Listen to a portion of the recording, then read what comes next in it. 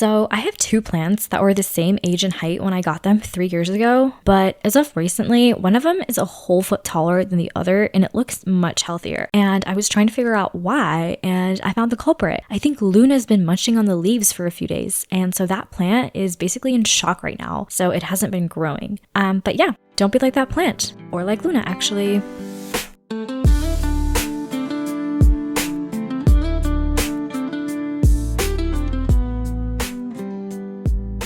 Hey friends, welcome back to Small Talk with Infinity. This is episode 7, and yeah, it's been a minute. I've been traveling these past few weekends, and honestly, it was a bit of an emotional couple of weeks. I think mentally, I felt a little lost at times and not present in my spirituality. A little foggy in the head, a little avoidant. It felt like I was dodging something the entire time, but not even knowing what. But I do feel like something clicked for me this weekend, and my mindset shifted, and I made a conscious choice to tune back into my atma and be more present. So I'll report back on how that unfolds.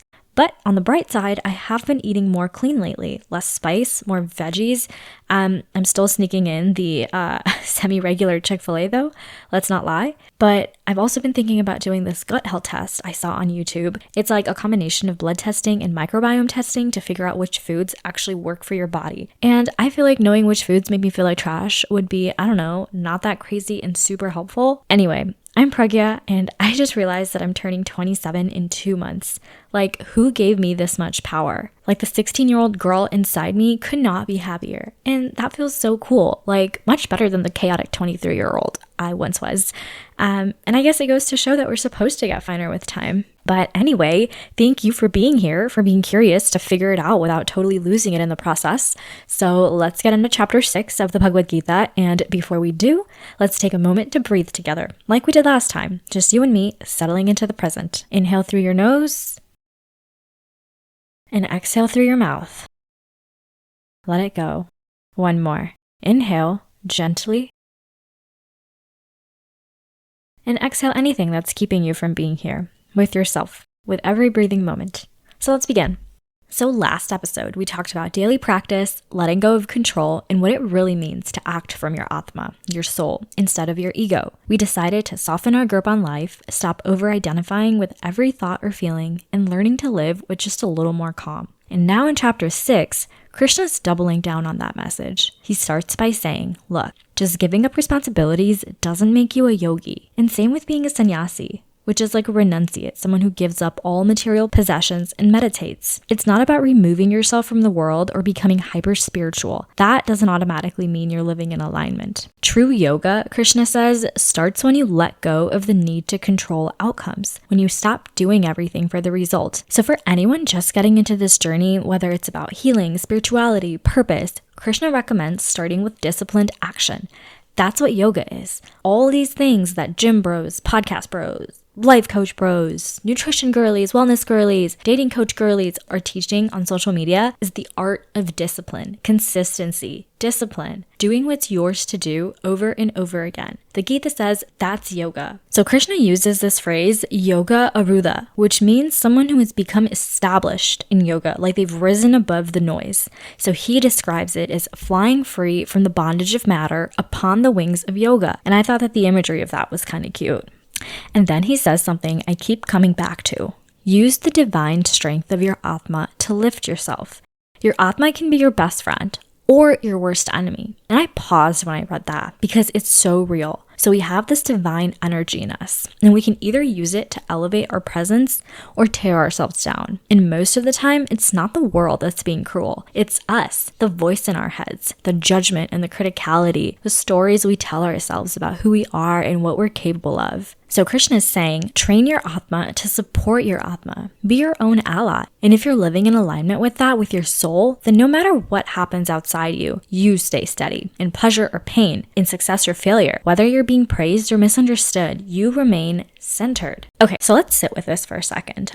Because it's easy to hear something like train your atma to support your atma and just kind of like nod along, right? Like, yeah, sounds nice, without actually letting it land. So What Krishna is saying here is that your higher self, your truest self, you have the power to either build yourself up or break yourself down. And the wildest part is that no one else has that job. You might be outsourcing it, but that's another conversation. But anyway, you can have the most supportive friends, right? Like the most validating partner, an inspiring person to keep looking up to. But if your own inner voice is rooted in doubt, fear, self-abandonment, none of that external stuff is gonna stick. So think of it like this. Your atma, your soul, it's not judging you, it's just watching patiently. It's not here to punish you for messing up or spiraling or eating hot Cheetos for dinner again, right? Like it's here to guide you back every single time. So when Krishna says to become a friend to your own atma, he's saying choose self-loyalty. Choose to come back to yourself instead of abandoning your needs every time life throws something hard at you.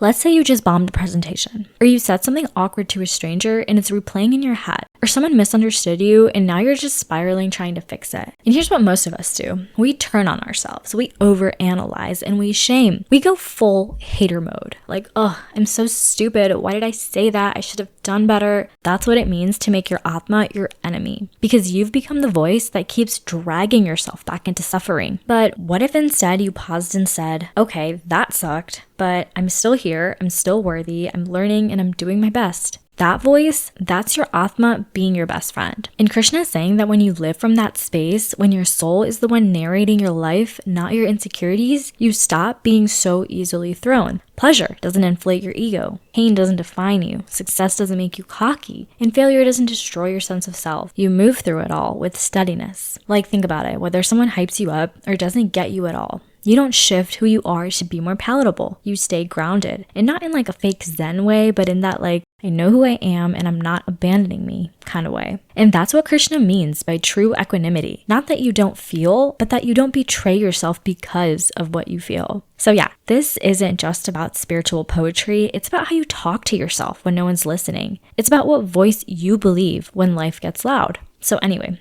back to the Gita. There's this quote which is so vibey.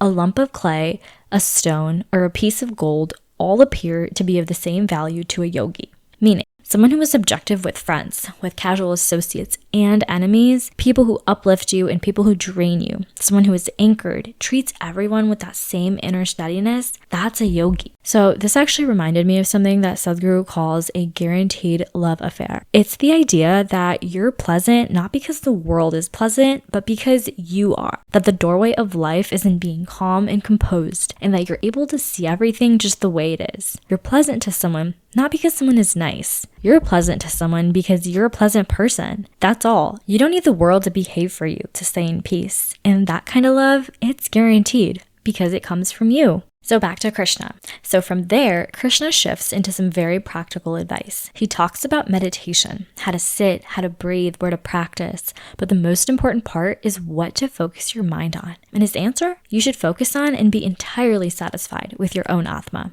Insane, right? The idea is that by focusing on your true self every day with discipline, you start to disconnect from the chaos and start to stabilize. So you stop letting every passing thought pull you into an emotional rabbit hole or a state of numbness. And eventually, through that discipline, you reach a state of param nirvana, which is basically full enlightenment and detachment from material reality. Do I think that's going to happen to me anytime soon? No, but I like knowing where the road leads. So Krishna also reminds us that yoga is about balance, not extreme asceticism. He says, a yogi is someone who is moderate in food, in recreation, in sleeping, and in walking. So no, you don't have to become a monk. You just have to be intentional. Pay attention to what throws you off and carefully try to remove the noise. Because that's the hard part, right? Sometimes we know something's messing with our peace, like a habit, a situation, some sort of mental loop. It's even harder to let it go. But Krishna's so validating. Like, yeah, the mind is restless. You're not imagining it. In Sanskrit, he calls it chanchala, which means restless and flitting from one thing to another. But the answer isn't to shame yourself for being distracted, it's to gently return. Every time you drift, you bring your mind back under the guidance of your atma again and again. And when you live like that with daily practice, with compassion for your own messiness, you start to see the divine not just in yourself, but in everyone else too. Even the people who drive you nuts, even the parts of yourselves you don't love yet, because your atma is a mirror. And when you see yourself clearly, you start seeing everyone else a little clearer too. So Arjun, being the realist as always, is like, okay, Krishna, this all sounds great, but I don't think I can actually do it because this feels impossible. He literally says, my mind, it's a mess. It's fickle. It flips between 400 tabs every second. It doesn't stay still. It doesn't listen. You're telling me to reach this state of total peace and balance, but I feel like I'd have an easier time controlling the wind. Like, that was obviously a synopsis, but when I read that part, I just closed the book and said, okay, Arjun, like, you are us, we are you, because who hasn't felt like that? And Krishna's like, yeah, you're right. The mind is wild. It is restless. It's super hard to control. But then he gently adds, with regular practice, with consistency and patience and some detachment from all these shiny distractions around you, it can be done. So he validates Arjun's frustration, but he also says, look, it's not easy, but it's possible. The goal here isn't perfection, it's progress. You're not going to wake up enlightened after one meditation, but if you keep choosing to return to yourself over and over again, it adds up. And then Arjun asks a very real, very existential question, one I've definitely thought about too. He's like, but what happens to the people who try really hard to walk this path, who give it everything, but still don't fully get there? Like, what if I try to live in alignment, to practice yoga, to center my soul, but I mess up? What if I die still incomplete, still lost? And I felt that because I think that's one of our deepest fears is like dying unfulfilled, right? Like dying unfinished. And Krishna responds with so much grace. He says, no sincere effort is ever wasted, like ever. Anyone who practices yoga, meaning anyone who tries to live intentionally from the soul for their highest good and for the good of others, is never degraded, like not in this life and not in the next. He says, look, if you don't finish the journey in this lifetime, your soul actually continues it in the next. So you take birth in this beautiful realm of the Devtas, which I took to mean heaven because you live in quote unquote splendor and radiance for many years. So it has to be heaven, right? Like the good place. And then in their next life, you take birth in a beneficial family. What's a beneficial family? Is it wealthy? Is it privileged? So Krishna gives two possibilities. Either you're born into a family that has good circumstances, like maybe material comfort, safety, stability, or you're born into a family of yogis, meaning you're surrounded by people who are already practicing these truths. So either way, your soul finds a way to pick up where it left off and the lessons continue. So it's not actually a reset, it's a continuation. So the Gita says that the yogi continues growing in their journey to discipline their atma and fully steady their minds.